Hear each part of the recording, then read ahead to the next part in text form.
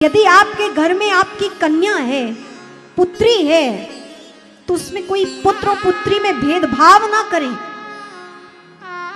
उसे खूब सम्मान दें और उसे खूब प्रेम रखें, खूब स्नेह दें उसे, क्योंकि जब तक आपके घर में है उस पर आपका संरक्षण निरीक्षण है, आपके बस में है, आप उसे बहुत प्रेम पूर्वक उसे रख सकते हैं, उसे सम्मान पूर्वक लाड़ दुलार के साथ रखते हैं। अब तो ना जाने उसका क्या भाग्य, क्या स्थिति, क्या प्रारब्ध कि वो जिस घर में जाए वहां उसको कैसा घर मिले, उसकी वेदना कौन समझे, कौन सुने, क्योंकि पली बड़ी तो इस घर में होती है।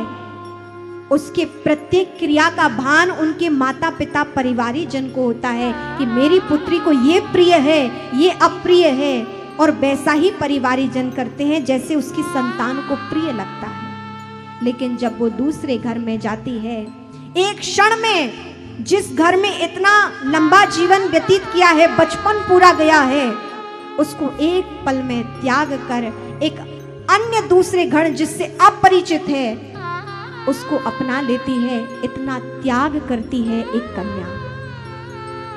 उस माता पिता से कहा जाता है कि आज से हम तेरे माता पिता नहीं, तेरे ससुराल वाले तेरे माता पिता हैं, जिनके साथ पूरा बचपन व्यतीत होता है। एक पल में उस परिवार के लिए वो पराई हो जाती है। उससे कह दिया जाता है कि आज से तुम्हारे माता पिता वो हैं जिनसे वो अपरिचित है अभी।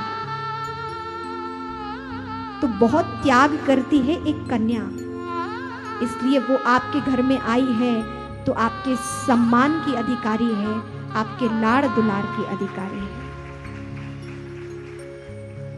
हमारे यहाँ पाणी ग्रहण संस्कार है, वागदान है।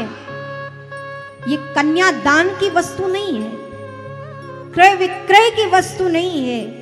कन्या वो भगवती है जो इस घर में रहती है तो चारों ओर इस घर में प्रकाशमान प्रकाश बनाए रखती है और उस घर में जाकर उस घर को भी आलोकित करती है। कन्या त्याग करती है और उस कन्या के माता पिता त्याग करते हैं। क्योंकि इसलिए त्याग करते हैं, संसार के नियम को विस्तार करने के लिए एक कन्या और उसके माता पिता बहुत बड़ा त्याग करते हैं।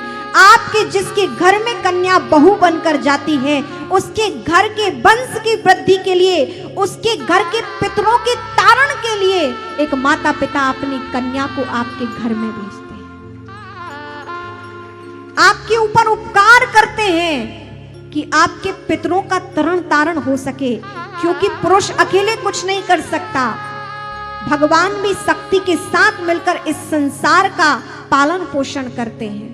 तो कन्या वो शक्ति है जो आपके घर में आकर उस वर के साथ पानी ग्रहण करके उससे के पितरों के तारण हेतु, क्योंकि धर्म कार्य पत्नी के साथ ही जब हो तभी वो पूर्ण माने जाते हैं, और जो भी कर्म कांड धर्म कार्य है वो पत्नी के साथ बैठकर किए जाते हैं, तब वो पूर्ण होते हैं। तो एक कन्या आपके घर में आकर आपके पितरों को ताड़ने के लिए इतना बड़ा त्याग करती है कि सब कुछ छोड़कर वो आपके घर में निवास करती है। उसके पिता का इतना बड़ा त्याग है कि जिसको लाड़ प्यार से पाला है उसको इतना बड़ा त्याग करना पड़ता है कि अपने दिल के कलेजे को, हृदय को निकाल कर वो आपको सौंप देता है। और एक गरीब यदि पिता हो तो उसके लिए और क्या ही कहा जाए। निर्धनता बहुत बड़ा अभिशाप भी है।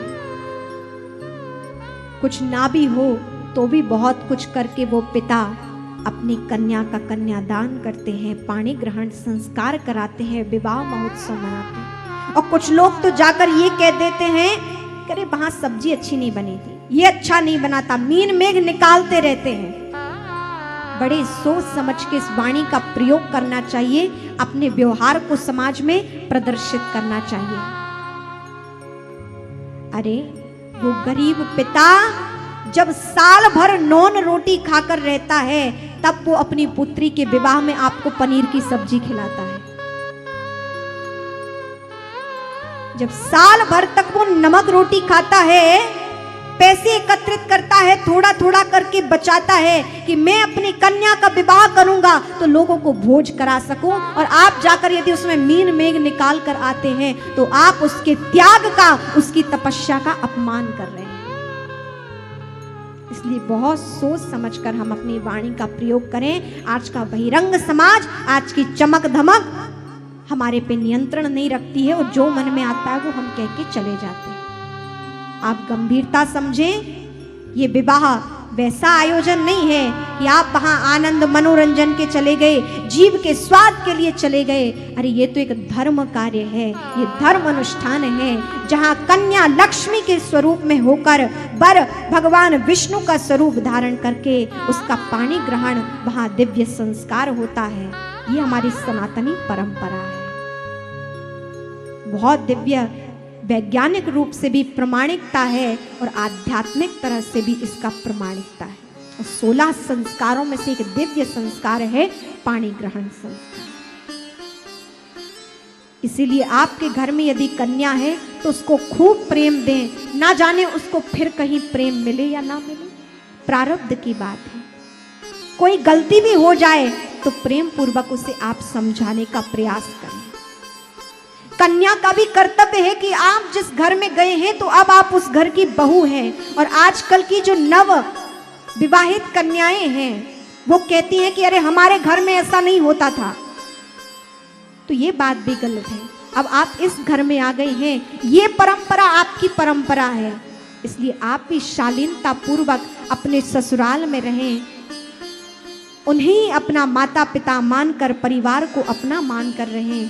और ससुराल पक्ष का भी कर्तव्य है कि उस घर की पुत्री अब आपके घर की पुत्र वधू है, पुत्री तुल्य है, उसे लाड़ दुलार प्रेम के साथ रखें। आपसी जब सामंजस्य होगा तब जीवन दिव्य बनेगा।